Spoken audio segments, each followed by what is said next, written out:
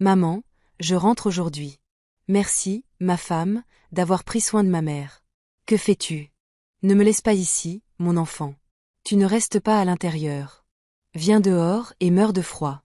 Maman, pourquoi es-tu dehors toute seule? Dis-moi, qui t'a fait ça? Mon fils, j'ai si froid. Avant de commencer l'histoire d'aujourd'hui, dites-moi d'où vous nous regardez, du Nigeria, des États-Unis, du Royaume-Uni ou d'ailleurs dans le monde. Car quelle que soit notre culture ou notre langue, nous partageons tous une même vérité. Il n'y a personne de plus sacré que la mère qui nous a élevés. Si vous chérissez cette vérité, abonnez-vous à la chaîne pour recevoir chaque épisode d'African Tales et vous rappeler que l'argent peut construire une maison, mais que seul l'amour et la gratitude peuvent en faire un foyer. Plongeons maintenant dans l'histoire d'Adewale, un milliardaire rentré pour Thanksgiving et témoin d'une scène qu'aucun enfant au monde ne devrait jamais voir. Un récit bouleversant qui vous amènera à vous interroger. Comment auriez-vous traité la femme qui vous a donné la vie? Sa mère, Mama Yetinde, était une femme marquée par une vie d'épreuves. Elle vivait sur la terre rouge d'Ogun, où les matins brumeux et les après-midi caniculaires tourmentaient ses pieds nus. Elle vendait des muamuas au bord de la route, là où les gaz d'échappement des camions grisonnaient le ciel. Certains jours, elle lavait le linge de 3 familles. D'autres jours, elle transportait de l'eau sur près de 2 kilomètres depuis un ruisseau éloigné, juste pour gagner de quoi dîner. Mais personne ne l'a jamais entendue se plaindre. Pas une seule fois. Pas un seul mot. Car dans son cœur, chaque goutte de sueur avait un sens, Adewale. Son fils unique, le garçon qu'elle avait porté autrefois enveloppé dans une natte de raffia, le garçon avec qui elle avait couru pendant la saison des inondations, le garçon dont elle avait raccommodé les chaussures déchirées à la lueur d'une lampe pour qu'il puisse aller à l'école. Quand Adewale eut 10 ans, elle se tenait devant le portail de l'école du village, les jambes couvertes de boue, tenant un panier de muamua fumant, et murmura « Mon fils, apprends. Apprends assez pour ne jamais vivre comme moi. » Cette image a fait naître en Adewale une flamme intérieure qui l'a accompagné jusqu'à faire de lui l'un des jeunes innovateurs les plus prometteurs du Nigeria. Des années plus tard, lorsqu'Adewale est monté sur scène pour recevoir le prix de l'innovateur de l'année en matière d'énergie propre en Afrique, le premier visage qu'il a cherché dans la salle n'était ni celui d'un PDG, ni celui d'une personnalité importante, ni celui d'un dirigeant de médias. C'était sa mère, Mama Yetinde. Elle ne savait ni se maquiller, ni porter une robe. Elle n'avait qu'une vieille robe Ankara achetée avec l'argent mis en commun par les villageois et une paire de sandales en plastique qu'elle portait depuis plus de 10 ans. Mais pour Adewale, elle était la reine de toute la nation. Après la cérémonie, il lui prit la main et prononça la phrase qu'il s'était promise à l'âge de 12 ans, « Quand je réussirai, tu vivras comme une reine. » Et il tint sa promesse. Il l'emmena à Lagos, dans une somptueuse villa aux murs de verre, avec une piscine bleue et une pelouse impeccablement entretenue. Mama Yetinde était si émue qu'elle entrait pieds nus dans le salon, de peur de salir le tapis importé. Parfois, elle s'arrêtait sur le balcon, contemplant les lumières de la ville, incrédule qu'une femme qui vendait autrefois des muamuas sur les routes poussiéreuses d'Ogun vive désormais dans une demeure valant des millions de dollars. Mais Adewale n'avait pas prévu une chose. L'arrivée de Mama Yetinde n'a pas fait l'unanimité. La plus malheureuse de toutes était Tola, sa femme. Tola était le genre de femme élevée au contact des grandes marques, soignée dans le luxe et persuadée que le monde existait pour satisfaire ses goûts. Elle était habituée aux parfums français, aux cuisines modernes impeccables et au brunch du week-end à Victoria Island. Mais Mama Yetinde, elle, était habituée à l'odeur des oignons frits au feu de bois et du poisson séché. Elle n'avait jamais utilisé de micro-ondes. Par habitude, elle se levait encore à 4 heures du matin pour préparer du muamua, même si elle n'en avait plus besoin. Le premier matin dans la maison, Mama Yetinde se leva tôt et, tâtonnant dans la cuisine moderne, tenta de cuisiner de l'eforero pour son fils. La vapeur s'échappait de la casserole, embaumant la maison d'un riche arôme. Adewale descendit en courant, un large sourire aux lèvres en voyant sa mère remuer la casserole, son foulard parsemé de perles d'humidité. « Cette odeur m'avait manqué, » dit-il. Mais Tola était différente. Elle se pinça le nez, ouvrit les fenêtres en grand et s'exclama « Maman, cette maison a un système de ventilation.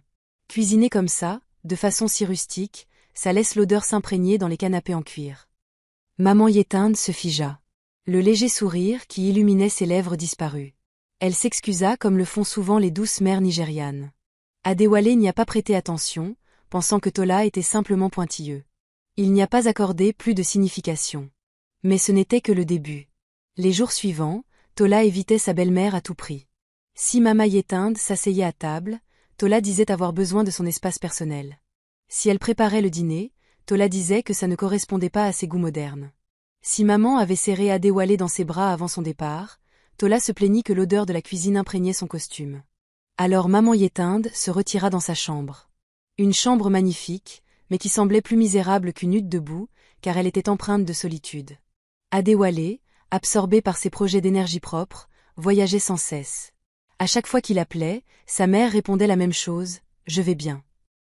Ne t'inquiète pas pour moi. » Mais parfois sa voix se faisait plus douce, presque un murmure. « Cette maison est trop grande. Je m'y habitue encore. » Adéwalé la crut. Il supposa qu'elle regrettait simplement Auguin. Il ignorait tout de la vérité qui se tramait dans l'ombre. Le malaise de Tola se mua en hostilité manifeste. Un après-midi, Mama Yétinde apporta un bol de porridge chaud à l'étage, pensant que sa belle-fille l'apprécierait. Tola refusa même de la regarder. « S'il te plaît, n'entre pas dans ma chambre sans y être invité. » Le bol glissa des mains de sa mère et se renversa sur le tapis de marque, laissant une longue tache, comme une blessure au cœur de sa mère. Accroupie, elle nettoyait le désordre avec son foulard. Silencieuse. Honteuse. Elle s'efforçait de ne pas laisser ses yeux briller.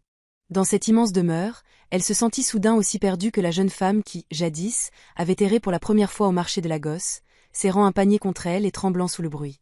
Mais le pire n'était pas l'accueil glacial. C'était la peur, une angoisse sourde qui s'insinuait chaque fois qu'Adéwalé se préparait pour un voyage d'affaires. La veille de son premier grand déplacement, Tola lui dit « Quand tu partiras, ta mère reprendra les rênes de la cuisine. Je ne peux pas supporter ça. » Adéwalé rit, pensant qu'il s'agissait d'une remarque anodine. Il ne vit pas l'inquiétude traverser le regard de Mama Yétinde de l'autre côté de la pièce. Il n'entendit pas le long soupir qu'elle laissa échapper dans l'obscurité. Il ignorait que, lors de ses voyages, Tola cessait de feindre le respect envers sa belle-mère, car la vérité n'éclatait au grand jour qu'en l'absence d'Adéwalé. Et chaque fois qu'Adéwalé partait en déplacement professionnel, une nouvelle tragédie se déroulait en silence. Avant son départ, Mama Yétinde avait dit « Ta femme est gentille, mais parfois, l'atmosphère est pesante à la maison. J'ai l'impression qu'elle me regarde différemment. » Elle l'a dit par une chaude soirée d'été à Lagos, juste après qu'Adéwalé ait terminé une réunion en ligne avec des partenaires européens. Il a desserré sa cravate et s'est affalé dans son fauteuil, tandis que sa mère était assise au bord du canapé, les mains jointes, comme si elle craignait de prendre trop de place dans cette vaste et luxueuse pièce. Adéwalé rit doucement et lui passa un bras autour des épaules. « Maman, tu as froid ? La clim est toujours allumée ici. Et Tola ? Elle est sans doute juste stressée. N'y pense pas trop. » Maman serra les lèvres et hocha la tête. « C'est parce que je viens du village. Peut-être que je me fais des idées. » Mais ce soir-là, après qu'Adéwalé fut monté à son bureau, elle resta longtemps sur le canapé. La chaude lumière jaune projetait son ombre sur le sol en marbre poli. L'ombre d'une femme qui, jadis, se frayait un chemin dans la foule du marché d'Auguin, peinait désormais à respirer le luxe que son fils avait si durement gagné. Les jours suivants, la froideur dont elle parlait commença à se manifester. Le lendemain matin, dès que la voiture d'Adéwalé disparut derrière le portail, Tola se retourna vers sa mère, le sourire poli qui illuminait son visage s'effaçant comme un masque tombé à terre. « Belle-mère, dit-elle d'un ton sec et haché, à partir d'aujourd'hui, merci d'utiliser la cuisine extérieure. L'odeur d'huile, l'odeur de poisson, la fumée. Je ne peux plus la supporter. » Maman a sursauté. Mais la cuisine d'été est près du garage. Le vent, la femme de ménage l'utilisait avant. Tu as l'habitude de cuisiner dehors, n'est-ce pas ? Tola haussa les épaules et leva sa main fraîchement manucurée. Cette maison doit sentir bon. Si des invités arrivent et sentent la cuisine d'antan, que penseront-ils de nous ? Le « nous » se referma brutalement comme une porte au nez de maman. À partir de ce jour, maman ne remit plus jamais les pieds dans la cuisine principale, celle avec le réfrigérateur à 2 portes, le four rutilant et la hotte moderne. Elle se réfugiait dans la cuisine d'appoint, à l'arrière de la maison, où le vent s'engouffrait entre les murs. Le carrelage était rugueux et de vieilles taches de graisse persistaient sur les briques. Elle ne se plaignit pas. Elle resserra simplement son foulard et alluma le petit réchaud à gaz, trouvant du réconfort dans le parfum familier des épices, la seule chose qui lui rappelait qu'elle avait encore une petite place dans le monde de son fils. Puis, à table, tout changea. Quand Adéwalé était à la maison, il tirait toujours la tête du fauteuil pour sa mère et lui servait la première soupe chaude. « Personne ne mange avant ma mère, » disait-il. Mais lorsqu'il partait en voyage d'affaires, tout s'inversait. Un soir, maman apporta une marmite de soupe au poulet, tout excitée d'avoir appris une nouvelle recette d'une voisine nigériane. Tola, assise en bout de table, faisait tourner son verre de vin rouge, les yeux rivés sur son téléphone. « Mange, ma fille, » dit doucement maman. Tola jeta un coup d'œil à la casserole, puis releva la tête avec un sourire glacial. Laisse-la là. Laisse les autres manger d'abord. S'il en reste, vous pouvez en prendre. Les personnes âgées ne devraient pas trop manger, cela leur cause des maux d'estomac. Maman resta figée un instant. La servante, non loin de là, lui jeta un regard de pitié avant de baisser les yeux, craignant d'être saisie par le froid invisible qui s'abattait sur la salle à manger. Ce soir-là, maman resta assise en silence au bout de la longue table. Tola et ses amis riaient et parlaient de collections de mode, de vacances en Europe et de restaurants sur les toits de Victoria Island. Elle mangeait une salade de poulet rôti, du pain beurré et du vin. Personne ne mentionna la soupe au poulet chaude que la belle-mère avait préparée. Ce n'est que lorsque les assiettes furent réduites en miettes que Tola se retourna. « Oh, maman, si tu as faim, finis ce qui reste. Ne le gaspille pas. » Maman hocha la tête et prit la soupe froide. Elle avait depuis longtemps perdu sa chaleur. Mais elle l'avala quand même, non par faim, mais parce qu'elle ne voulait pas voir le repas qu'elle avait préparé jeter. Puis vint le porche. Lors des après-midi frais de la gosse, maman aimait s'asseoir sur la chaise en bois dehors, respirer l'air frais et regarder les enfants du quartier faire du vélo. Elle aimait leur faire signe. Un jour, Tola rentra du travail et la vit là, en train de coudre un petit morceau de tissu. Son visage se crispa. « Maman, les gens qui passent vont finir par croire que cette maison est en train de se transformer en maison de retraite. » Maman cligna des yeux. « Que veux-tu dire par « je veux dire que tu devrais rester à l'intérieur » ? Pour l'image de la maison. Et quand tu restes assis ici, la poussière, les odeurs de la rue, tout ça entre dans la maison. Je venais de me parfumer. Après ce jour, chaque fois que maman apercevait la voiture de Tola au loin, elle se précipitait à l'intérieur, pliait ses draps et s'asseyait tranquillement au bord de son lit, observant le monde extérieur à travers l'épaisse vitre insonorisée qui rendait tout lointain et étranger. Mais le pire fut l'après-midi où Tola l'avait laissé dehors pendant des heures. Le ciel était lourd, le vent soufflait fort sur le quartier. La femme de ménage était rentrée chez elle en urgence et seule Tola et maman restaient dans la maison. Maman avait besoin de prendre l'air. Tola ouvrit la porte et poussa son fauteuil roulant sur le perron. « Je dois passer quelques coups de fil, » dit-elle d'un ton neutre. « Asseyez-vous et reposez-vous. Je reviens bientôt. » La porte vitrée se referma. Un petit clic de la serrure retentit. Maman pensait que ce ne serait que pour quelques minutes, mais les minutes s'étirèrent en heures. Le vent se fit plus froid.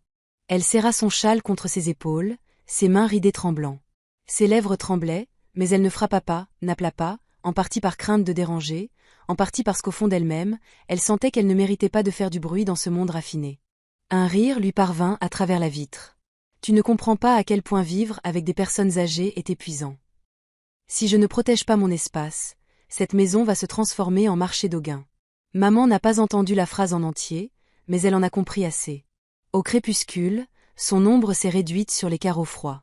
Ses genoux se raidirent, ses doigts s'engourdirent, mais elle resta immobile, les yeux fixés sur les lumières chaudes qui bougeaient et dansaient, sans jamais lui prêter attention. Lorsque Tola ouvrit enfin la porte, la nuit était déjà bien installée. « Oh, j'avais oublié, » dit-elle d'un ton léger, comme si elle avait oublié une écharpe, et non une personne. « Entre, il est tard. » Maman a simplement hoché la tête. « Ce n'est rien. Je suis habituée au vent. » Elle mentit, comme le font souvent les mères pour ne pas inquiéter leurs enfants. Adéwalé ignorait tout cela. Chaque fois qu'il appelait, il entendait sa mère dire « La maison est grande. Je vais à mes examens médicaux. Je mange bien. Concentre-toi sur ton travail, mon fils. » Et Tola ajoutait gentiment « Ne t'inquiète pas, je m'occupe bien d'elle. Je lui ai même acheté des vêtements chauds. » Dans son esprit, l'image de sa femme et de sa mère était paisible. Une femme moderne aidant sa mère à s'adapter à une nouvelle vie. Il n'a jamais perçu les infimes failles dans ce tableau, des failles que seuls ceux qui se trouvaient à l'intérieur pouvaient voir lorsque le vent froid s'engouffrait. Mais toute illusion a une fin. De doux mensonges, aussi. Ces petits détails, la cuisine d'été, la dernière place à table, les heures passées dehors dans le froid, n'étaient que le vent avant la tempête, car bientôt le jour fatidique arriverait. Le jour où le froid ne serait plus à l'intérieur, mais dehors, dans la neige, pour Thanksgiving, et où rien, absolument rien, ne pourrait se comparer à l'horreur de cette nuit de Thanksgiving. Cet après-midi-là, dans un gratte-ciel de verre au cœur de New York, Adéwalé Okon se leva pour serrer la main de ses partenaires après avoir signé le contrat le plus important de l'année. Des applaudissements emplissaient la salle de conférence, les lumières blanches se reflétant sur son visage serein, tandis qu'en lui, une vague de triomphe l'envahissait. Le projet d'énergie propre en Afrique avait officiellement obtenu son financement. Ses premières pensées ne furent ni à la presse ni aux riches investisseurs qui attendaient de fêter l'événement. Il pensa à sa mère et à sa femme. « Quand je rentrerai, j'organiserai un vrai dîner de Thanksgiving, murmura-t-il en sortant de l'ascenseur et en desserrant sa veste. Dieu merci. Merci à ma mère. Merci à ma femme. Il a invité nos voisins et nos amis. En route pour l'aéroport, il s'est arrêté acheter un bouquet de roses blanches pour Tola, celle qui, selon elle, s'accordait parfaitement à son teint et à son style. Pour sa mère, il a choisi une épaisse écharpe en laine tissée à la main, d'un vert forêt profond, couleur qui lui rappelait les collines d'Auguin de son enfance. Il lui avait aussi acheté une paire de chaussures souples, pensant à la sensation de froid qu'elle avait toujours aux pieds quand le temps changeait. Il s'imaginait déjà la scène. Il ouvrirait la porte d'entrée et sa mère, surprise, pousserait un cri, toujours une cuillère en bois à la main dans la cuisine. Tola se précipitait pour l'enlacer et le taquinait. « Pourquoi ne m'as-tu pas dit que tu venais ?» Ce soir-là, ils invitaient leurs voisins proches et quelques amis pour une chaleureuse fête de Thanksgiving. Il était loin de se douter qu'à ce moment précis, à Lagos, une toute autre histoire se déroulait. La maison de verre et de neige. Une vague de froid rare s'était abattue sur Lagos. La neige, de la vraie neige, tombait sur la ville comme une cruelle plaisanterie météorologique. Le ciel était gris cendré et le vent hurlait contre les hauts immeubles de verre. Maman Yétinde était assise dans un coin de la cuisine annexe, son vieux châle à la main. De temps à autre, elle jetait un coup d'œil vers le portail, une énorme structure métallique qui semblait veiller silencieusement. Elle ignorait que son fils rentrerait aujourd'hui, mais les mères ressentent souvent ce que personne ne dit. Tola, l'appelait-elle doucement tandis que sa belle-fille passait, vêtue d'un pyjama de marque. Il fait très froid aujourd'hui. Pourriez-vous demander à la femme de chambre de m'apporter une autre couverture? Et peut-être un peu de thé chaud? Tola s'arrêta, se retourna brusquement, les yeux perçants comme du verre brisé. Tu te plains toujours d'avoir froid. Ce n'est pas une hutte en terre, il n'y a pas de courant d'air. Si tu ne le supportes pas, tu peux retourner à Auguin. Maman se tut. Elle était habituée à ces mots, mais aujourd'hui, le froid la transperçait jusqu'aux os. Ses articulations la faisaient souffrir comme si on lui martelait les articulations. Elle esquissa néanmoins un sourire forcé. Je n'ai demandé qu'une tasse de thé. Tola eut un sourire narquois. Faites-le vous-même. Je ne suis pas la femme de ménage, et je m'éloignai. En fin d'après-midi, la neige s'était intensifiée. La bonne était partie 2 jours plus tôt, ne laissant que Tola et maman dans la demeure. Le froid s'infiltrait par chaque fissure, imprégnant les murs, le sol et les mains tremblantes de la vieille femme. Maman poussa son fauteuil roulant vers la porte vitrée, le regard perdu dans la vague de peur et d'émerveillement qui l'envahissait. Elle n'avait jamais vu de neige. À Auguin, le froid rimait avec brouillard et vent nocturne, pas avec cette épaisse couche blanche qui tombait du ciel. Ma fille, murmura-t-elle, la neige est-elle dangereuse comme ça? Tola, affalée sur le canapé, son téléphone et son verre de vin à la main, s'irrita. Dangereux pour qui? Tu ne vas nulle part, de toute façon. Maman hocha la tête en silence. Elle tenta de se dégager du courant d'air froid en se déplaçant en fauteuil roulant, mais la petite roue se coinça dans la moquette. Elle a essayé, en vain. Tola soupira bruyamment, posa son verre de vin et s'approcha. Très bien. Tu veux déménager? Je t'aiderai. Maman s'illumina, pensant, espérant, croyant que peut-être le cœur de Tola s'était enfin adouci. Elle s'agrippa aux accoudoirs, prête à être emmenée dans un endroit plus chaud. Mais les mains de Tola se crispèrent autrement. Elle poussa le fauteuil roulant droit vers la porte. Tola, où allons-nous? Dans un endroit plus à ta convenance. Elle déverrouilla la porte coulissante. Une bourrasque de vent glacial s'engouffra à l'intérieur, charriant des flocons de neige. Maman se sentit toute petite, aussi petite qu'un enfant perdu dans une tempête blanche. Tola, s'il te plaît. Il fait froid. Ne me pousse pas dehors. S'il vous plaît. Ses supplications se perdirent dans le vent, tandis que les roues raclaient le bitume mouillé. Tola la poussa jusqu'au portail, près du mur, à ciel ouvert, où il n'y avait ni abri, ni porche, seulement des dalles glacées et une cour déserte. Elle lâcha le fauteuil roulant, leva le menton vers le ciel gris et dit dans un anglais glacial teinté de yoruba, « Reste dehors et gèle. Cet endroit est parfait pour toi. Arrête de ramener chez moi l'odeur de ton village. » Maman s'agrippa à la chaise, tremblante de tout son corps. Elle ouvrit la bouche. « S'il te plaît, ma fille. Je vous en supplie. » Mais Tola tourna le dos et referma la porte vitrée. Le verrou claqua comme un clou enfoncé dans un cercueil. À l'intérieur, une douce lumière dorée se répandait, mais elle n'atteignait pas maman. Pendant les premières minutes, elle tapota légèrement l'accoudoir, espérant le retour de Tola. Personne ne vint. Rien que de la neige. Rien que du vent. Rien que les battements lents et effrayés de son cœur. Sa tête lancinante, sa poitrine serrée, son souffle court. Elle releva son fin châle jusqu'à son cou, mais le vent l'arracha, projetant l'étoffe humide et froide contre sa main. « Mon Dieu, murmura-t-elle en priant, si c'est cela la mort, faites que mon fils ne me voie pas ainsi. » Mais Dieu avait d'autres projets. L'avion atterrit au-dessus de l'océan. L'appareil d'Adéwalé se pose. Il faisait déjà nuit, mais en lui brillait déjà l'aube d'un nouveau chapitre. Le chauffeur prit les sacs cadeaux, les bouquets de fleurs et l'épaisse écharpe verte. Sur le chemin du retour, Adéwalé appela son restaurant préféré pour commander un repas fusion ouest-africain et européen pour le dîner de Thanksgiving. Il riait au téléphone avec un ami. « Je veux faire une surprise à ma mère.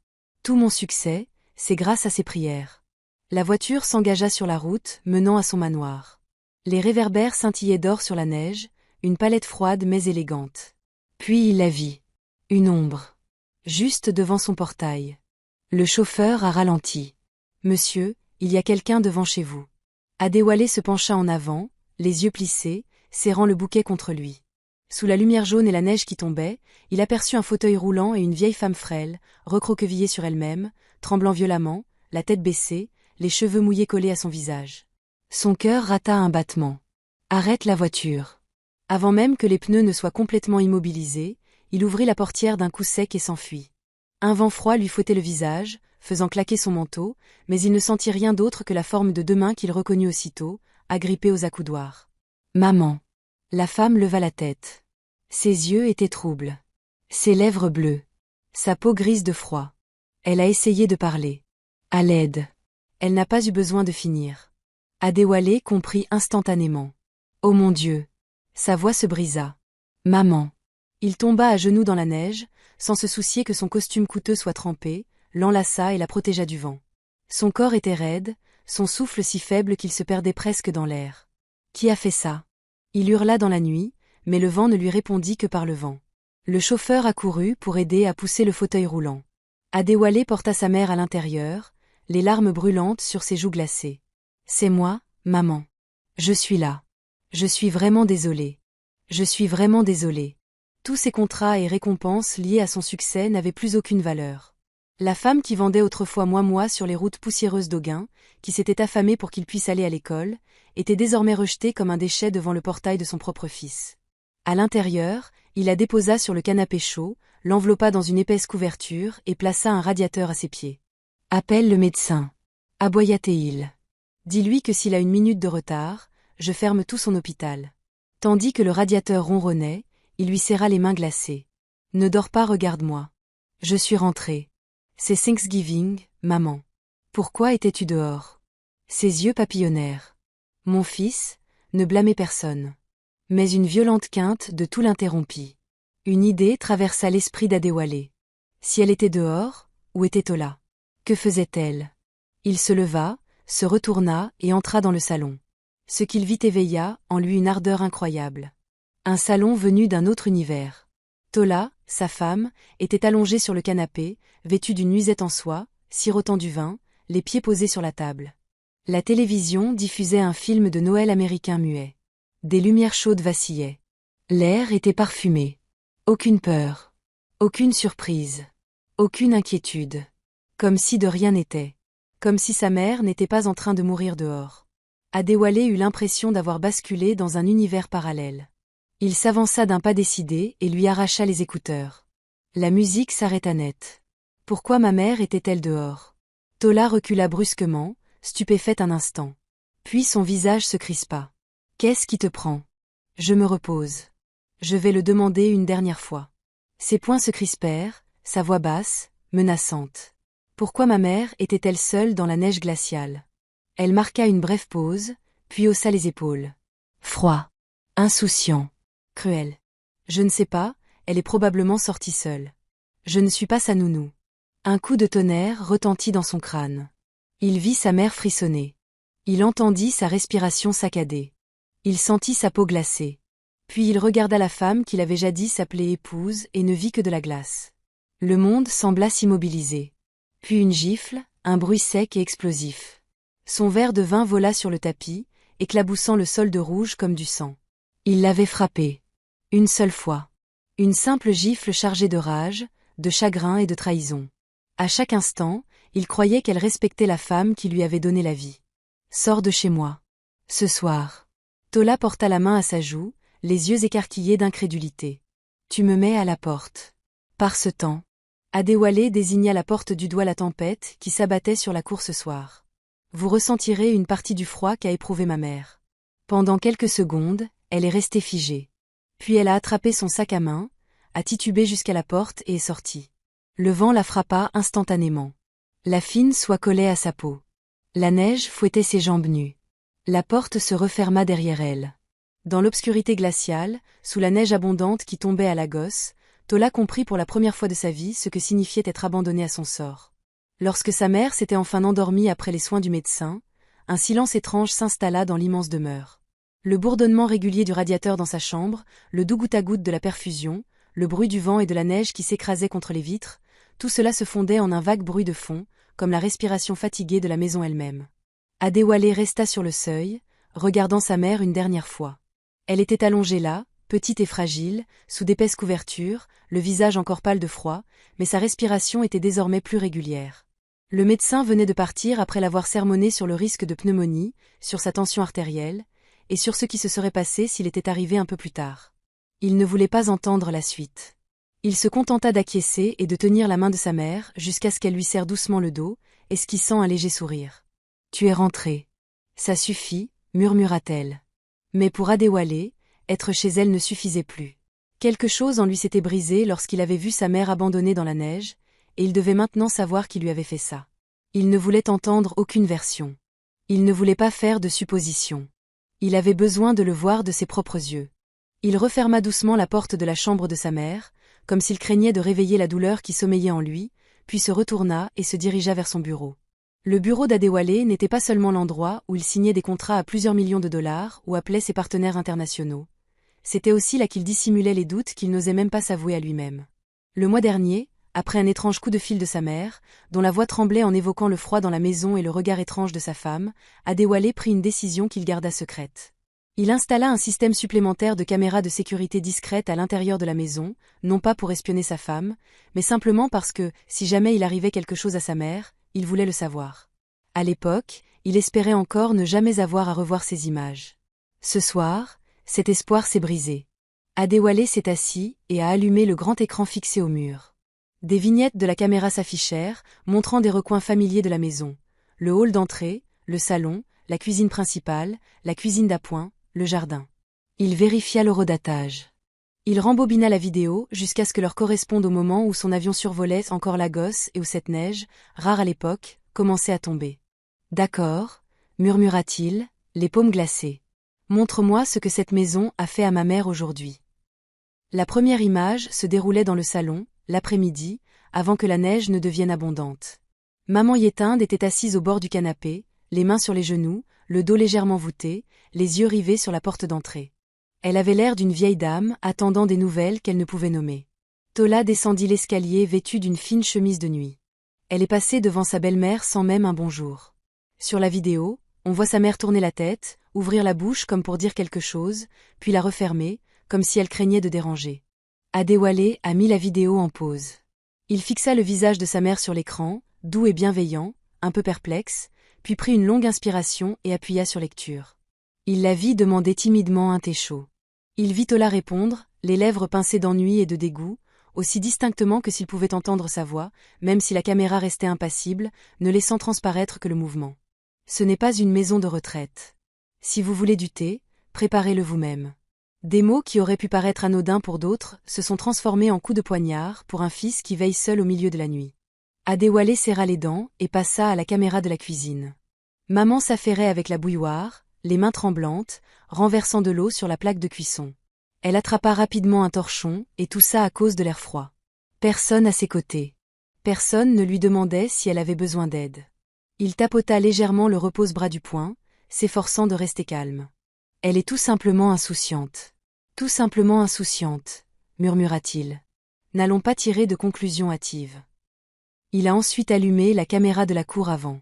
C'est là que le cauchemar a véritablement commencé. Il a vu sa mère assise dans son fauteuil roulant juste devant la porte vitrée. Elle tourna son visage vers l'intérieur de la maison. La neige commençait à tomber. La porte était fermée. Elle tapota légèrement l'accoudoir, comme on le fait en attendant qu'on nous ouvre la porte. Tola apparut à l'intérieur, dans le cadre. Elle s'approcha de son visage, le front plissé d'irritation. La caméra ne captait pas bien le son, mais Adéwalé pouvait lire sur ses lèvres. « Que fais-tu ici? Tu salis la maison. » Puis il vit Tola prendre le fauteuil roulant. Mais au lieu de la rentrer dans la maison, elle la poussa vers le portail. Le cœur d'Adéwalé s'emballait à chaque tour de roue sur l'écran. Maman fit la moue, émue. Elle tendit la main et attrapa le poignet de sa belle-fille pour tenter d'arrêter la chaise. Cette main fragile serrant ce bras jeune et lisse, c'était un spectacle qui aurait interpellé n'importe qui. Mais Tola la repoussa si violemment que le bras maigre de sa mère heurta l'accoudoir. À ce moment-là, Adéwalé n'entendait plus rien. Un bourdonnement sourd lui emplissait les oreilles, comme si le vent s'était infiltré dans son crâne. Il regarda Tola ouvrir la porte vitrée et pousser le fauteuil roulant dehors. La neige tombait plus fort maintenant. Le manteau sur les épaules de sa mère paraissait dangereusement fin face à l'immensité blanche qui l'enveloppait. Elle s'arrêta près du portail, se pencha et murmura quelque chose à voix basse, près du visage de sa mère. La caméra a capté juste assez de ses lèvres pour qu'on puisse distinguer les mots, gelés jusqu'à la mort. Puis elle s'est détournée et est rentrée dans la maison. Elle a claqué la porte et l'a verrouillée. Dehors, maman a essayé de lever la main et de taper sur la vitre. Mais Tola avait déjà disparu derrière le mur. Pas de réponse. Pas un second regard. Adéwalé appuya sur pause. L'air du bureau se figea. Il ne savait pas quand il s'était levé. Ses poings se serrèrent si fort que ses jointures blanchirent. Une seconde plus tard, un bruit sourd résonna dans la pièce lorsqu'il frappa violemment le bureau en bois, faisant s'éparpiller des piles de contrats et de rapports sur le sol. « Mon Dieu !» s'écria-t-il d'une voix rauque. « Qu'est-ce que j'ai apporté dans cette maison ?» Mais il n'en avait pas fini. Son côté méthodique, forgé par des années d'expérience dans les affaires, exigeait qu'il surveille tout. Absolument tout. Peu importait la douleur. Il se força à se rasseoir. Il appuya de nouveau sur lecture. Quand Tola est rentrée au salon, la caméra l'a filmé se dirigeant droit vers le bar, se versant un autre verre de vin, la main imperturbable. Elle s'est assise sur le canapé, a allumé les enceintes et a progressivement augmenté le volume de la musique. Elle s'est adossée, a fermé les yeux et a tapoté du pied en rythme. Dans un coin du cadre, à travers un petit interstice des rideaux, on distinguait encore la silhouette indistincte du fauteuil roulant près du portail. Sa mère était toujours dehors. La neige était plus épaisse maintenant. Deux scènes coexistaient au même instant. À l'intérieur, une musique douce et des lumières chaudes. Dehors, le vent, la neige et une vieille femme dont le corps se glaçait jusqu'à la dernière goutte de chaleur. Adéwalé sentit son estomac se nouer. Il tourna la caméra vers la cuisine. Là, une marmite de moins fumante trônait sur le feu. Sa mère le lui avait préparé. Il savait que c'était son plat préféré. À côté, il y avait un bol d'œufs durs coupés en tranches et quelques feuilles de bananier nettoyées et prêtes pour une autre fournée. Tola entra. Elle fronça les sourcils en voyant le moins. Elle souleva le couvercle, renifla, recula légèrement, comme si elle venait de toucher quelque chose de répugnant. Ses lèvres prononcèrent les mots « ça sent mauvais ». Elle se tourna vers la poubelle, souleva le couvercle et sans hésiter, y vida la casserole entière, contenant le repas que sa mère avait préparé pendant des heures dans la cuisine froide de l'arrière-cuisine. Les gâteaux moelleux s'effrient, glissant le long du film plastique et collant aux parois. Le bruit métallique de la casserole tombant dans la poubelle résonna dans la cuisine vide, résonnant aux oreilles d'Adéwalé, figé devant l'écran. C'en était trop. Il éteignit le moniteur. La pièce sombra dans une pénombre épaisse, éclairée seulement par la petite lampe de bureau et la faible silhouette des flocons de neige qui défilaient au-delà de la fenêtre. Adéwalé resta assis là, la tête entre les mains, sentant le monde basculer. Il avait un jour pensé que sa femme était simplement difficile. Il l'avait défendue lorsque sa mère avait soupiré et s'était plainte, se disant que c'était une question de génération. Maman devait s'adapter. Il avait confié à ses amis qu'elle était un peu exigeante, mais qu'elle avait bon cœur. Ces phrases résonnaient dans sa tête comme des gifles. Un bon cœur, murmura-t-il, les yeux injectés de sang. Un bon cœur ne pousse pas une vieille femme dans la neige. Un cœur généreux ne jette pas le muet qu'elle a préparé pour son fils comme des ordures. Un cœur généreux ne ferme pas la porte à clé. Ne mets pas la musique à fond juste pour qu'elle n'entende pas ma mère appeler. Les larmes finirent par couler, non pas les larmes timides d'un homme vaincu, mais les larmes amères d'un fils qui comprenait avoir laissé celle qu'il aimait le plus entre les mains d'un être cruel. Il s'approcha de la fenêtre et fixa l'endroit où sa mère était restée assise des heures durant, transie de froid. La neige recouvrait les carreaux d'une fine couche lisse, comme pour tout effacer. Mais dans son cœur, cette scène resterait à jamais gravée. Tola, murmura-t-il son nom dans le silence, d'une voix basse et posée. Je te croyais simplement vaniteuse. Je n'aurais jamais cru que tu puisses être aussi cruelle. Au deuxième étage du manoir, une douce lumière jaune baignait le visage creux et épuisé de maman Yétinde. Le chauffage fonctionnait sans relâche. D'épaisses couvertures lui montaient jusqu'au menton. À côté du lit, Adéwalé était assis dans un fauteuil, vêtu encore de son costume froissé de son vol. Des cernes sous ses yeux, persistantes, le fixaient. Le médecin n'arrêtait pas de répéter le même avertissement. Si vous étiez arrivé 1 ou 2 heures plus tard, elle n'aurait peut-être pas survécu. Ces mots résonnaient dans sa tête comme un coup de marteau sur de l'acier.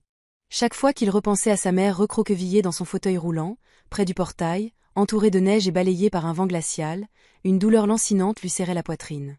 Il trempait un linge dans de l'eau tiède, l'essorait doucement et lui essuyait le visage et les mains.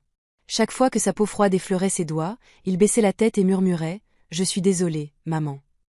Je t'ai laissé vivre avec quelqu'un qui ne comprend pas ce que signifie être humain. » Le couloir était silencieux. La bonne était rentrée chez elle et Tola n'était plus là. Pour la première fois depuis leur mariage, la somptueuse demeure n'avait plus de maîtresse de maison. Plus de claquements de talons sur le marbre. Plus de rires stridents au téléphone. Aucun nuage de parfum coûteux ne flottait dans les couloirs. Seulement l'odeur de la pommade mentholée et l'odeur humide de la gaze. Adual jeta un coup d'œil à l'horloge, il était presque minuit. Il se leva, s'approcha de la fenêtre et entr'ouvrit le rideau. Dehors, la neige continuait de tomber à verse, blanche et interminable, recouvrant le portail en fer, les rangées d'arbres et le chemin même où sa mère avait été déposée. Il serra le poing. Le jour de Thanksgiving, il crut que celle qui méritait la meilleure place à table avait failli mourir devant la maison de son propre fils. Derrière lui, sa mère toussa légèrement, le ramenant à la réalité. Il se précipita à ses côtés et lui prit la main. « Maman, tu as besoin de quelque chose ? Tu as froid ?» Elle ouvrit les yeux et le regarda, la vue encore brouillée par les larmes. « Je n'ai pas froid, parce que tu es là. » Une simple phrase. Mais cette pensée frappa Adéwalé comme une vieille lampe à pétrole vacillant au plus profond de son cœur. Il comprit que, malgré le froid glacial, ce qui la blessait le plus n'était pas le vent, mais le sentiment d'abandon.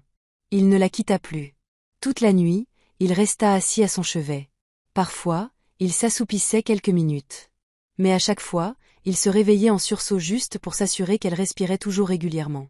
Et chaque fois qu'elle arrivait, il remerciait Dieu en silence de lui avoir permis d'arriver à temps.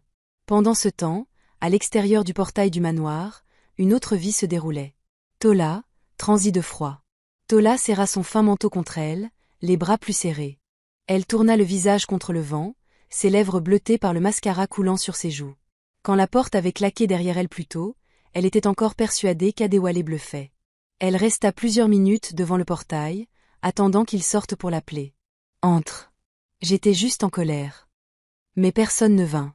À l'intérieur, les lumières du 2e étage projetèrent des ombres qui, glissant derrière les rideaux, se dirigeaient toutes vers la chambre de sa mère. Personne ne regarda le portail. Personne ne la chercha. Son téléphone vibra. Des amis lui envoyaient des photos de soirée, l'invitant à les rejoindre en boîte. Elle le prit, puis éteignit l'écran. Pour la première fois de sa vie, elle ne se sentait pas à sa place. Le vent lui fouetta de nouveau le visage, comme si le destin lui-même la frappait dans le dos. Elle se détourna du portail du manoir, titubant sur ses talons hauts sur les carreaux mouillés. Elle faillit glisser, jura entre ses dents, serra son sac à main contre elle et se hâta vers la route principale. À quelques centaines de mètres de ce quartier huppé, les rues s'animaient d'ordinaire. Mais en raison des chutes de neige exceptionnelles, Lagos était inhabituellement calme. Les voitures défilaient à toute allure, sans qu'aucune ne ralentisse pour regarder la femme en fine nuisette, qui frissonnait violemment sous un manteau léger. « Je n'aurais pas dû sortir, » murmura-t-elle, les dents serrées. « J'aurais dû rester et attendre. Il n'oserait pas me laisser ici longtemps. » Mais chaque minute qui passait, chaque rafale de vent qui lui fouettait le visage, chaque flocon de neige qui fondait en eau glacée sur sa peau, tout cela lui rappelait brutalement la vérité ce soir. Il avait osé. Elle essaya d'arrêter un taxi, mais aucun chauffeur ne voulut s'arrêter pour une femme qui avait l'air de sortir en trombe d'une dispute, mi-glamour, mi-dévastée. Un chauffeur finit par ralentir, baissa sa vitre et la dévisagea. « Madame, où allez-vous ? Et pourquoi êtes-vous habillée ainsi ?» Elle lui donna l'adresse d'un hôtel 5 étoiles où elle avait l'habitude d'aller pour des journées spa et des soirées cocktails. Le chauffeur la dévisagea, puis haussa les épaules. « À cette heure-ci, la route est glissante, le prix a triplé. Elle faillit rétorquer sèchement qu'elle pouvait facilement payer. Mais en ouvrant son sac, elle réalisa, dans sa précipitation à sortir, qu'elle n'avait pris que son téléphone et un petit portefeuille. Certes, sa carte de crédit était à l'intérieur, mais elle savait parfaitement à quoi elle ressemblait. Joues rouges de froid, mascara coulant sur ses joues, cheveux emmêlés, en chemise de nuit. Et elle savait que n'importe quel réceptionniste d'hôtel la prendrait pour une importune. Laissez tomber, grognatait-elle. Le taxi démarra en trombe, laissant derrière lui un tourbillon de lumière rouge. Elle continuait de marcher, encore et encore. Ses talons commençaient à lui mordre la peau, chaque pas étant une véritable piqûre. La gosse la nuit n'avait rien du lieu glamour qu'elle aimait mettre en scène sur les réseaux sociaux. Certains coins étaient sombres et sales, d'autres plongés dans l'obscurité, seules des silhouettes se déplaçaient dans les ténèbres. Un groupe de jeunes hommes fumant sur le trottoir lui sifflèrent. « Hé, jolie fille, où vas-tu ? Il fait froid, viens par ici, on va te réchauffer un peu. » Tola serra son sac à main plus fort et accéléra le pas. Pour la première fois, elle ressentit sa propre vulnérabilité, non plus la reine autoproclamée des nuits de la gosse, mais une femme perdue, sans repère. Une autre rafale de vent la frappa, et elle se souvint de la voix d'Adéwalé dans le salon. « Ce soir, vous ressentirez un infime parti du froid qu'a éprouvé ma mère. » Plus tôt, elle avait cru que c'était la colère qui parlait. À présent, dans cette rue glaciale, elle comprit que c'était une sentence. Finalement, la douleur la paralysant, elle se transforma en un petit parc, un lieu où les enfants jouaient à la balançoire jour et nuit. Les vendeurs ambulants remballaient leurs étals, tandis que quelques sans-abri dormaient sous les abris en béton. Sous l'un d'eux, une fine bâche en carton humide gisait à même le sol. Un sans-abri était recroquevillé sous une couverture en lambeaux, serrant un sac en plastique comme s'il contenait tout ce qu'il possédait. Il leva les yeux quand elle apparut, tremblante, le visage maculé de sang, serrant son sac à main contre elle. « Madame, vous avez perdu » murmura-t-il d'une voix rauque. Elle ouvrit la bouche, prête à répliquer. « Ça ne vous regarde pas » mais ses lèvres se crispèrent. Un autre mot lui échappa, « oui ». Il resta un instant à le fixer, puis se décala pour se faire une place sous l'abri. « Assieds-toi, il fait trop froid dehors. Ici, le vent ne souffle pas beaucoup. » Lentement, avec raideur, elle s'approcha et s'assit à côté de lui, le dos contre le mur de béton froid. Le froid du sol s'infiltrait à travers sa robe, la faisant frissonner de la tête aux pieds. Elle serrait son sac à main comme une bouée de sauvetage. Elle, la femme qui s'était moquée des mauvaises odeurs, des odeurs de cuisine, des odeurs de rue, se retrouvait maintenant plongée dedans. L'odeur du béton humide, des gaz d'échappement persistants, des couvertures usées, des corps non lavés. Étrangement, elle n'avait plus la force de juger quoi que ce soit. Le temps s'étirait indéfiniment. Tola laissa tomber sa tête sur ses genoux, tremblante de froid. Ses mains, jadis ornées de bagues en diamant, jadis tenant des verres de vin lors de réceptions fastueuses, étaient maintenant jointes, pâles et tremblantes. Dans l'obscurité, des images défilaient dans son esprit comme des bobines de films brisées. Maman y éteinte déposant un bol de porridge devant elle. Tola le repousse, « Je ne mange pas ces trucs du village. » Maman lui rappelle doucement, « Mange quelque chose après tes médicaments, ma chérie. » Tola s'emporte, « Je ne suis pas une enfant. Arrête de te mêler de mes affaires. » Maman est assise sur le perron, en train de tricoter une écharpe, attendant d'entendre la voiture de son fils. Tola tire les rideaux et met la clim à fond. « Assieds-toi là si tu veux. Mais ne ramène pas le froid ici. » Et enfin, la scène du début de la journée. Tola poussant le fauteuil roulant de la vieille femme dehors, dans le froid, en lui disant avec un mépris glacial, « Va geler dehors. Arrête de salir ma maison. » À ce moment-là, elle se sentait forte, victorieuse. Elle croyait protéger son train de vie luxueux. Elle était persuadée qu'Adéwalé ne s'en apercevrait jamais. Recroquevillée sous un abri de parc, à l'écoute du vent siffler dans les branches mortes, elle ressentit alors quelque chose d'inédit, la peur. Non pas la peur du froid, mais la peur d'elle-même. La peur de la femme qu'elle était devenue lorsqu'elle examinait ses propres actes avec lucidité. La nuit s'éternisait. Le sans-abri à côté d'elle dormait, respirant bruyamment et toussant de temps à autre. Au loin, un chien galeux gémissait. Au loin, une ambulance hurlait dans les rues de Lagos avant de disparaître. Tola leva le visage vers le ciel gris. Des flocons de neige tombèrent sur ses joues, fondant en une eau froide qui se mêla à ses larmes. Pour la première fois de sa vie, elle n'avait nulle part où aller. La demeure qu'elle avait jadis considérée comme son royaume, du canapé qu'elle avait choisi aux œuvres d'art accrochées au mur, en passant par les rideaux qu'elle avait sélectionnés, ne l'accueillait plus. Et l'homme qui avait toujours cédé à tous ses caprices la regardait désormais comme une étrangère, comme l'ennemie de sa propre mère. C'est là, sous ce refuge, qu'elle comprit quelque chose qu'elle n'avait jamais compris auparavant. Un foyer ne se définit pas par des objets de valeur. On souffre le plus d'être chassé de chez soi. Et ce soir, elle se trouvait en dehors de cette définition. Peu après que son téléphone se soit éteint, l'écran est devenu noir, le dernier lien qui la reliait à son monde scintillant s'est rompu. Elle se recroquevilla davantage, cherchant la moindre trace de chaleur. L'engourdissement commença à ses orteils, se propageant le long de ses jambes, de son dos, de sa poitrine. Elle frissonna violemment. À cet instant, une dernière image apparut avec une netteté saisissante. Maman Yétinde, devant le portail, dans son fauteuil roulant, recroquevillée contre le vent. Personne n'ouvrait la porte, personne n'entendait sa voix. Une petite voix intérieure murmura à Tola, faible mais inflexible. C'est le froid qu'elle a ressenti, à cause de toi. Tola se mordit la lèvre jusqu'au sang. Quelque part dans la ville, les cloches d'une église sonnèrent une fois, puis deux. La nuit de Thanksgiving passa dans les maisons emplies de rires, de cliquetis d'assiettes et de prières. Sous un petit abri de parc, la femme qui jadis raillait toutes les épreuves apprenait sa première véritable leçon sur la perte et ses conséquences. Le karma ne prévient pas, ni SMS, ni courriel, ni appel. Il arrive simplement, discrètement, la nuit où l'on se croit le plus heureux, la nuit de Thanksgiving. Sous la faible lumière des réverbères, alors que la neige tombait sans discontinuer, Tola tremblait comme les sans-abri qui l'entouraient, ressentant le même froid qu'elle avait jadis infligé à autrui. Le lendemain matin, avant que le soleil ne soit pleinement levé, la gosse était enveloppée d'une fine brume. La neige tombée la nuit précédente avait commencé à fondre, laissant des traces humides éparses sur la chaussée et de pâles traînées blanches accrochées aux arbres bordant le portail de la demeure. Au deuxième étage, Mama Yétinde venait de s'assoupir un instant après une longue nuit agitée. Elle rêva de son fils enfant, pieds nus, courant sur la terre rouge d'Auguin, tombant à plat ventre et se relevant toujours en riant. Elle rêva aussi d'une jeune femme, Tola, debout au bord d'un champ, tenant un bouquet de fleurs, le visage baissé, incapable de croiser son regard. Les coups violents frappés au portail la tirèrent de son rêve. Devant le portail, Tola resta figée, tremblante de tout son corps. Elle avait quitté l'abri du parc avant l'aube, retournant vers la maison, chaque pas étant un combat entre la fierté, la peur et l'arrogance qui l'enveloppaient depuis des années, telle une cape luxueuse. La nuit dernière, sous cet auvent en béton, elle n'avait pas fermé l'œil. Chaque fois qu'elle fermait les yeux, elle voyait le regard de sa mère à travers la vitre, un regard ni haineux, ni injurieux, simplement celui de quelqu'un qui s'était habitué à souffrir. Alors que les premières lueurs du jour pointaient à l'horizon, Tola prit sa décision. Il me pardonnera, se répétait-elle en marchant, les mains engourdies par le froid. Il m'aime. Il est juste en colère à cause de sa mère. Si je pleure, si je m'agenouille, si je m'excuse, il ouvrira la porte. C'était le seul espoir qui lui restait. Elle frappa violemment à la grille en fer. Gardien, ouvrez le portail.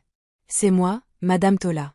Le gardien de nuit passa la tête par la guérite, hésitant. Madame, dit monsieur, personne n'est venu hier soir. Personne n'est venu. Ces trois mots la transpercèrent comme un glaçon. Mais ce n'était pas la nuit dernière. C'était un nouveau matin. Tola serra plus fort la bandoulière de son sac et releva le menton, par habitude. C'est mon mari. Je suis sa femme. Ouvrez le portail. Si vous ne le faites pas et que vous perdez votre emploi, ne m'en tenez pas rigueur. Le gardien resta silencieux quelques secondes, puis soupira et sortit pour déverrouiller le portail. Il avait vu la scène la nuit précédente, Adéwalé portant sa mère à l'intérieur, le visage blême de stupeur. Il avait entendu le grondement du chagrin résonner dans le manoir, mais devant lui se tenait toujours madame, celle qui lui avait donné des ordres pendant des années. Le portail s'ouvrit en grinçant. Tola entra dans la cour. L'air était imprégné d'odeurs mêlées d'herbes mouillées, de neige fondante et de boue. Elle marchait sur le chemin de pierre qu'Adéwalé avait emprunté la nuit précédente, sa mère dans les bras. Chaque pas lui donnait l'impression de fouler à nouveau le sol des preuves d'un crime qu'elle ne pouvait plus nier. La porte d'entrée était verrouillée de l'intérieur. Elle frappa violemment. Adéwalé, c'est moi, ouvre la porte. Aucune réponse. Elle frappa encore et encore. Puis elle utilisa ses deux poings, ses coups résonnant dans le hall comme une prière désespérée. Finalement, des pas se firent entendre à l'intérieur. La serrure tourna. La porte s'entr'ouvrit. Adéwalé était là, immobile. Il portait un simple pull, ses cheveux en bataille à cause du manque de sommeil, et une barbe naissante au menton. Le milliardaire élégant des couvertures de magazines avait disparu. Sur son visage ne transparaissaient que deux choses, l'épuisement et une profonde tristesse. Il observa Tola de la tête aux pieds. Son manteau froissé, sa chemise de nuit défraîchie, ses yeux rouges et gonflés, ses lèvres gercées. Un bref instant, il se souvint de l'avoir serrée dans ses bras après les fêtes, de lui avoir caressé les cheveux en lui disant « Tu es la plus belle femme de la gosse ». Mais cette image fut vite balayée par le souvenir de sa mère dans la neige la nuit précédente. La porte s'entr'ouvrait juste assez pour qu'une personne puisse se tenir debout. Il ne l'invita pas à entrer. Tola n'en pouvait plus.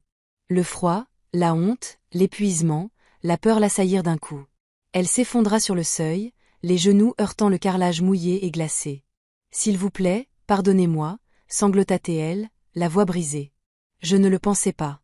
J'ai eu tort. » « Ne me quitte pas » les larmes ruisselaient sur son visage, se mêlant aux traces de neige fondues sur ses cils. Ses mains, jadis ornées de bagues en diamant, agrippaient désormais le chambranle de la porte, sale et tremblante, dépouillée de tout leur éclat de reine de la gosse. Adéwalé la regarda. Si cela s'était produit quelques mois plus tôt, il n'aurait pas pu le supporter. Il se serait précipité pour la relever, la serrer dans ses bras et lui murmurer « D'accord, d'accord, ça va. Ne pleure pas », mais à présent, une autre image lui traversait l'esprit. Sa mère s'était effondrée elle aussi, non pas à la porte, mais devant sa belle-fille.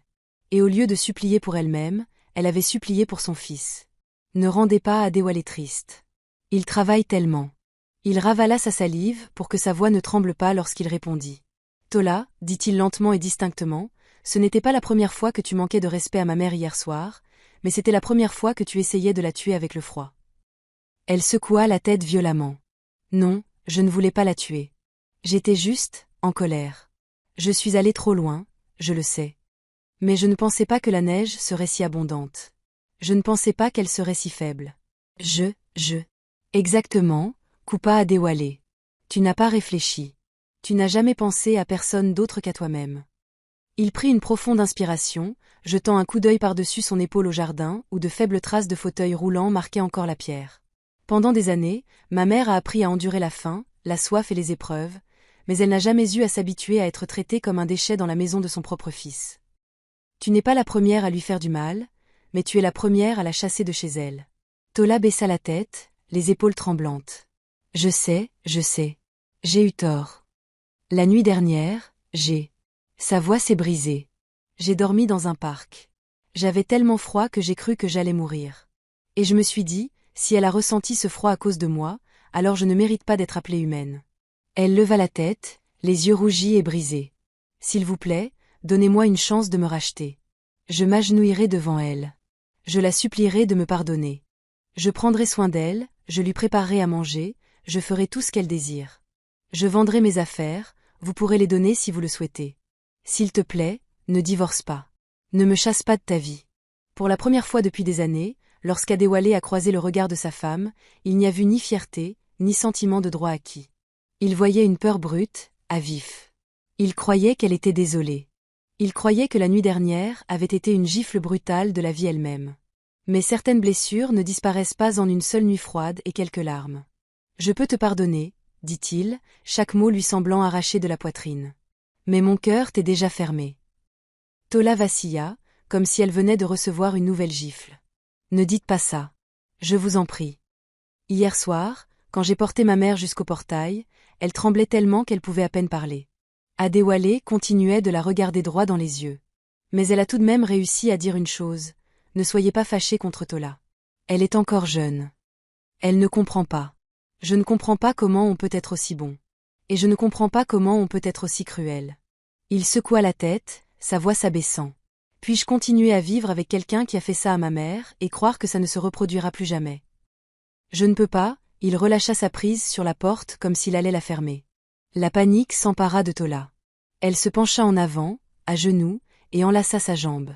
Non, je vous en prie, Adéwalé. Je ferai tout ce que vous me direz. J'irai voir un pasteur, un thérapeute. Je vais installer votre mère dans la meilleure chambre de la maison. Je m'agenouillerai devant elle tous les jours s'il le faut. Ne me laissez plus jamais seule ici. Ses sanglots résonnèrent dans la cour, parvenant jusqu'au gardien au loin, et s'infiltrant dans les murs qui avaient si souvent entendu de la musique et des vers qui s'entrechoquaient, et qui, pour la première fois, percevaient un tout autre son. À ce moment-là, un léger cliquetis parvint du couloir derrière Adéwalé, le bruit des roues d'un fauteuil roulant. Il se retourna. Maman Yétinde apparut au bout du couloir, encore vêtue de sa chaude chemise de nuit, une fine écharpe grise sur les épaules. Le médecin lui avait dit de rester au lit, mais en entendant le bruit en bas, elle n'y parvint pas. Elle demanda au gardien de l'aider à monter les escaliers. Puis, lentement, prudemment, elle descendit les marches une à une. Il leur avait fallu près de 10 minutes pour atteindre la porte. Mais parfois, une mère sent qu'elle doit être témoin de la scène. Elle arrêta son fauteuil roulant juste derrière Adéwalé et posa la main sur son bras. « Mon fils. » Sa voix était faible mais claire. Adéwalé se retourna, surpris. « Maman, tu ne devrais pas être levée. Le médecin a dit que tu avais besoin de repos. » Du lit jusqu'ici, souffla-t-elle, il n'y a pas autant de chemin que des routes de terre d'Auguin à Lagos, mon fils. Elle regarda par-dessus son épaule et vit Tola agenouillé sur la marche, les cheveux emmêlés, le visage baigné de larmes, les doigts tremblants agrippés au bord de la porte. Si cela s'était passé la nuit dernière, elle n'aurait peut-être ressenti que de la colère. Mais après avoir frôlé la mort, son point de vue avait changé. « Lève-toi, ma fille. » Maman le dit d'une voix si douce que même Tola n'en crut pas ses oreilles. « Ne t'agenouille pas ici, il fait froid. » Tola leva la tête, les yeux écarquillés. « Toi, tu m'appelles, ma fille. » Maman hocha légèrement la tête. « Je suis une vieille femme. Hier soir, j'ai cru que je n'y arriverais pas. J'ai pensé que si je mourais devant la porte de mon fils, mon âme ne trouverait jamais le repos. Mais Dieu m'a laissé vivre, non pas pour que je garde rancune éternellement. » Elle fit signe à Adéwalé de s'écarter pour qu'elle puisse se rapprocher. Arrivée à quelques pas seulement, elle parla d'une voix claire et lente. « Je te pardonne, mais tu devras retenir cette leçon toute ta vie. » Tola la fixa, l'air aussi perdu qu'un enfant découvrant un tableau noir pour la première fois. Elle tendit la main, puis la retira, craignant de ne pas être digne de la toucher. « Je ne mérite pas ton pardon, » murmura-t-elle d'une voix rauque. « Je t'ai chassé de la maison de ton propre fils. J'ai dit des choses qu'aucun être humain ne devrait dire. Si tu ne mérites pas le pardon, répondit maman avec un sourire las, alors je ne mérite pas le pardon de Dieu pour toutes mes propres erreurs. » Elle marqua une pause, reprenant son souffle. « Vous m'avez repoussé dehors parce que vous aviez oublié qui j'étais. Vous pensiez que j'étais juste une vieille villageoise qui salissait votre maison. Mais je suis la racine de cette maison. Sans moi, il n'y a pas d'Adéwalé. Sans Adéwalé, il n'y a pas de manoir, pas de robe de créateur, pas de parfum raffiné. Vous avez oublié la racine. Ceux qui oublient leur racine sont généralement ceux qui tombent le plus durement. » Tola s'effondra à nouveau, les larmes coulant sur ses mains. « Maman, je suis désolée, s'il te plaît, donne-moi une autre chance. » Maman tendit sa main fine et tachetée, qu'elle posa sur les cheveux en désordre de Tola. « Tu ne me demandes pas une seconde chance. Tu la demandes à ton propre cœur. Si, à partir d'aujourd'hui, chaque fois que vous croiserez une personne pauvre, âgée ou fragile, vous vous souviendrez de la nuit dernière dans ce parc, alors Dieu vous aura déjà offert une seconde chance. » Puis elle se tourna vers Adéwalé. « Et toi ?» Il leva les yeux, rouge et humide. « La nuit dernière, ton cœur a fermé sa porte à ta femme. Je ne t'en veux pas, tu m'as protégé. Mais un cœur qui reste fermé trop longtemps finit par suffoquer. Je ne vivrai pas assez longtemps pour vous voir tous les deux, jusqu'à la fin de votre mariage. Mais quand je mourrai, je ne veux pas que cette maison soit déchirée par la colère d'une seule nuit. » Adéwalé ne dit rien. En lui, une guerre faisait rage entre la raison et la douleur. Pardonner ne signifie pas oublier, poursuivit maman. Pardonner, c'est se souvenir sans désirer se venger. Elle lui serra légèrement le bras. Tu as le droit de poser des conditions, le droit d'exiger du changement, le droit de la tenir responsable. Mais ne transforme pas cette maison en une maison de pierre. Une maison doit offrir un refuge à celui qui s'est égaré. L'atmosphère à la porte était pesante, comme si le ciel allait de nouveau pleurer malgré le lever du soleil. Tola était toujours agenouillé, sanglotant, les lèvres tremblantes. « Si tu me laisses me relever, maman, je te le promets. Désormais, chaque fois que je franchirai ce portail, je me souviendrai que je me suis agenouillée ici à cause de ce que je t'ai fait. » Maman hocha la tête. « Mais souviens-toi aussi de ceci, tu ne me dois pas seulement des excuses. Tu te dois à toi-même une chance de devenir plus bienveillant. Le pardon d'une mère est parfois plus puissant que n'importe quelle sentence de justice. Cela n'efface pas la culpabilité du jour au lendemain, mais cela ouvre la voie au repentir et ouvre une autre porte dans le cœur de ceux qui observent. » Debout entre ces deux femmes, Adéwalé ressentait clairement cette vérité. Pour protéger sa mère, il était prêt à claquer toutes les portes au nez de Tola. Mais par respect pour la clémence de sa mère, il savait qu'il ne pouvait pas lui tourner le dos complètement. Il laissa échapper un long soupir, puis se pencha et posa une main sur l'épaule de sa femme. « Entre, dit-il doucement, non pas parce que tu le mérites, mais parce que ma mère croit encore que cette maison est assez grande pour accueillir quelqu'un qui a mal agi. » Tola éclata en sanglots encore plus forts, mais ce n'était plus le cri d'un ego blessé. C'était le cri de quelqu'un qu'on venait de retenir du bord d'une falaise par la main usée et fragile d'une vieille femme qui avait choisi la clémence plutôt que la vengeance. Cet après-midi-là, la maison sur la colline à Lagos sembla respirer à nouveau pour la première fois après une longue tempête. Le ciel portait encore de faibles traînées de neige fondante, mais la lumière du soleil commençait à percer les nuages gris qui se répandaient sur les tuiles et les arbres du jardin. De la cuisine montait une douce chaleur, mêlée à l'odeur familière des épices, ce parfum relégué à l'arrière-cuisine depuis des mois, qui revenait désormais emplir toute la luxueuse demeure. La cuisine vibrait d'une douce chaleur. Sur le feu, une casserole de mois mijotait, la vapeur s'emplissant de buée sur les vitres. Une poêle des foreros, aux couleurs chatoyantes, vert des légumes, rouge des poivrons, doré de l'huile de palme, était si épaisse et parfumée qu'elle aurait mis l'eau à la bouche.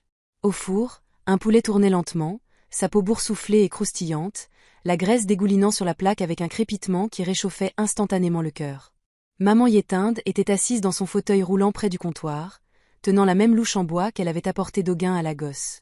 Elle ne pouvait plus rester debout longtemps comme avant, mais ses yeux s'illuminaient à chaque crépitement de l'huile ou au cliquetis du couvercle d'une casserole.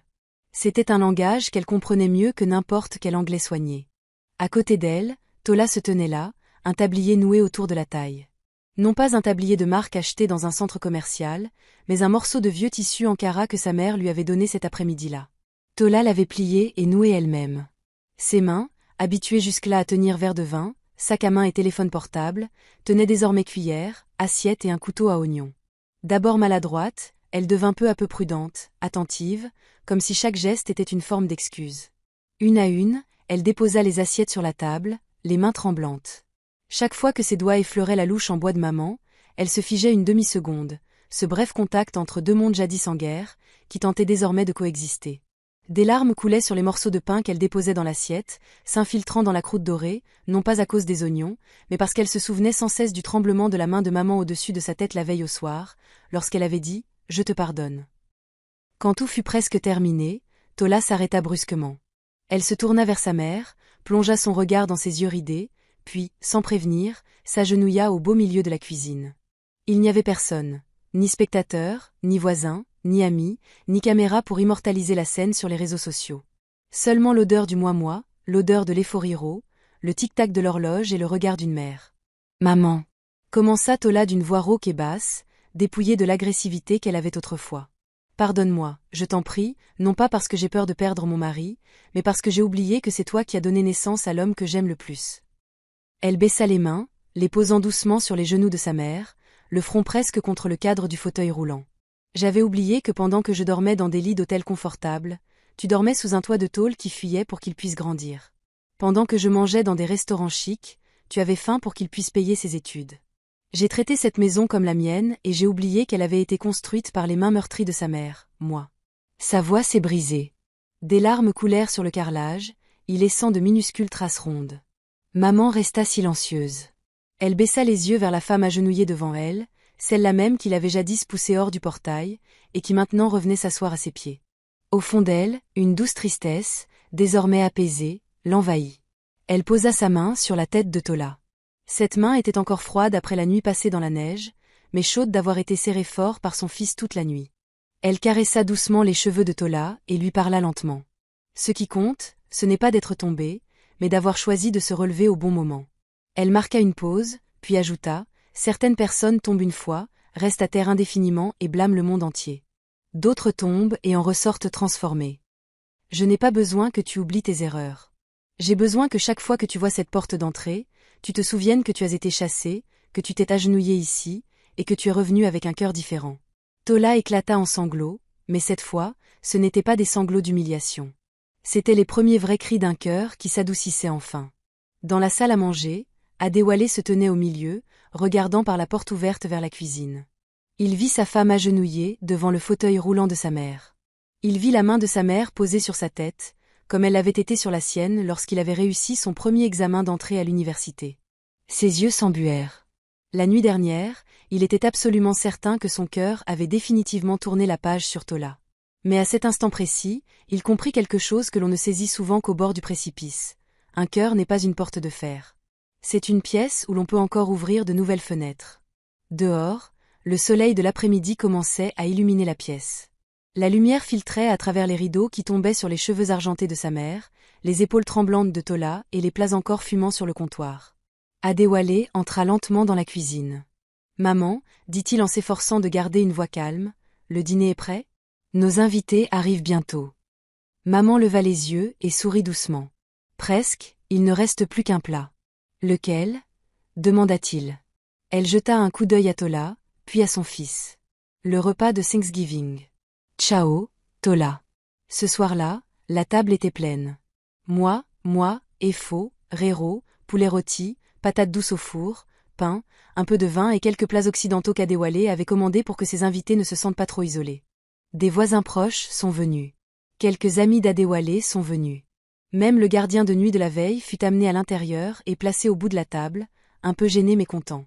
Maman était assise en bout de table dans son fauteuil roulant. Elle ne portait plus de lourds plats comme à Auguin. Mais cette fois, personne ne chercha à prendre sa place. Adéwalé l'avait lui-même conduite jusqu'au bout de la table, avait ajusté sa chaise, et s'était seulement ensuite assis à côté d'elle. Tola prit place de l'autre côté et servit de l'eau à sa mère sans qu'on le lui demande. Une fois tout le monde installé, Adéwalé se leva, un verre d'eau à la main. Avant de commencer à manger, il commença à parcourir la table du regard. « Je voudrais dire quelques mots. C'est peut-être le Thanksgiving le plus important de ma vie. » Il se tourna vers sa mère. « Je remercie Dieu de te permettre de rester en vie un peu plus longtemps avec moi. Et je te remercie de ne pas m'avoir quitté hier soir. » Puis il se tourna vers Tola, marqua une pause et dit « Et je suis reconnaissant d'avoir une femme qui a commis une terrible erreur, car sans cette erreur, je n'aurais peut-être jamais pleinement compris le cœur de ma mère, ni à quel point le mien pouvait s'endurcir, et à quel point il pouvait s'adoucir à nouveau. » Un silence s'installa à table. Seul le léger vent extérieur et le faible crépitement des bougies se faisaient entendre. Tola baissa la tête, les lèvres serrées, des larmes coulant silencieusement. Sous la table, sa mère posa sa main sur celle de Tola et la serra comme pour dire « Je l'ai entendu ». Inutile d'en dire plus. C'est Thanksgiving, poursuivit Adéwalé. Ce n'est pas seulement un jour pour remercier Dieu pour des transactions fructueuses ou une belle maison. C'est le jour où l'on se demande « Comment ai-je traité les personnes assises autour de cette table ?» Il inspira profondément, sa voix baissant. Cette année, cette maison a failli perdre la personne la plus importante qu'elle abritait. Et à cause de cela, désormais, chaque Thanksgiving, je ne me demanderai plus « Qu'est-ce que je possède ?» Je me demanderai « Qu'ai-je fait aux personnes qui m'entourent ?» Maman hocha la tête, les yeux brillants à la lueur des bougies. « Cette vieille mère, » murmura-t-elle en riant doucement. Sa voix, encore faible mais chaleureuse, n'a besoin ni d'or ni de richesse. Je veux juste voir mon fils protéger la bonne personne. Et ma belle-fille, elle sait quand il est temps de baisser la tête. Toute la table éclata d'un rire doux, se sont chassant les dernières traces de pesanteur. Tola rit aussi à travers ses larmes, pour la première fois que le rire lui parut si léger. Le repas commença, les plats circulant de main en main. Chaque fois qu'un plat arrivait dans l'assiette de maman, c'était Tola qui la servait, non par obligation, ni en signe de repentir, mais parce que son cœur le lui inspirait naturellement. De temps à autre, Tola jetait un coup d'œil vers la porte, cette même porte d'où elle avait été chassée la veille. À chaque fois, elle serrait un peu plus fort son verre et se répétait « Ce n'est pas ma maison. C'est la maison de la femme qui a choisi de me pardonner. » Les années suivantes, les gens du quartier parlaient souvent de la famille Ocon comme d'un exemple singulier, une douce figure maternelle du village. Un fils de milliardaire fortuné qui quitterait un dîner raffiné pour apporter ses médicaments à sa mère, et une belle-fille autrefois réputée pour son caractère difficile, désormais la première à ouvrir le portail aux invités âgés et à leur tirer la chaise. Non pas parce qu'ils étaient parfaits, mais parce qu'un soir de Thanksgiving, ils avaient tous touché le fond et décidé de ne pas sombrer davantage. À cet instant précis, tandis qu'Adéwalé observait les deux femmes les plus importantes de sa vie, les larmes lui montèrent aux yeux. Il a finalement compris que Thanksgiving n'est pas seulement un jour pour remercier Dieu au ciel. C'est aussi un jour pour apprendre à se comporter les uns envers les autres sur terre. Pas seulement avec des mots de remerciement, mais par la façon dont on se traite, en changeant, en choisissant de ne pas répéter les erreurs du passé. Dès lors, leur famille vécut dans la paix et l'amour, non pas parce que toutes les blessures avaient disparu, mais parce qu'ils choisissaient de continuer à s'asseoir à la même table, à partager des repas et à se remémorer une leçon payée au prix de larmes, de remords et de la miséricorde d'une mère nigériane qui avait failli mourir devant la porte de la maison de son propre fils.